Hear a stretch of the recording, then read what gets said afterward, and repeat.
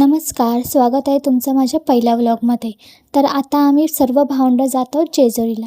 म्हणजे मी पहिल्यांदा जाते, बट हे सर्वजण जाऊन आलेले आहेत आणि आमची फॅमिली सकाळीच तिथे जाऊन राहिली आहे. तर आम्ही आमच्या करंट लोकेशनवरून ओला बुक केली थेट पनवेल डेपोमध्ये जाण्यासाठी. आणि आमचा एक फ्रेंड आधीच जाऊन पनवेल डेपोमध्ये हजर होता, कारण की तो कामावरून लवकर आलेला होता.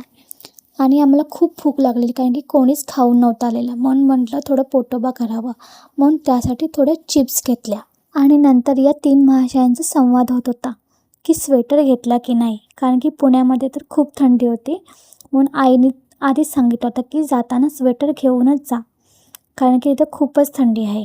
मग काय बस येईपर्यंत थोडाही टाईमपास केला, येडेचाली केली. खूप कंटाळा आला होता, कारण की 4:30ची बस 6 वाजले तरी पण अजून आली नव्हती, कारण की बसचा ठाव ठिकाण कधीच नसतो. आणि मग मी माझ्या नखांना जरा पेंटिंग केली. म्हटलं बसून बसून ते तरी करावे. आणि मग फायनली 6:30ला आमची बस आली. तेव्हा कुठे बरं वाटलं आणि आमच्या सगळ्यांच्या चेहऱ्यावरती हास्य उमटला. त्यात पण 10 मिनटं बसच्या बाहेरच ठेवलं सगळ्यांना, कारण की काहीतरी काम निघालं होतं, ते करत होते ते सगळे. फायनली 5.5 तासानंतर आम्ही पोचलो जेजुरीला. म्हणजे ट्रॅफिकमुळे लेट झालं आणि मला खूप थंडी वाजत होती, म्हणून मी स्वतःला बांधून घेतली.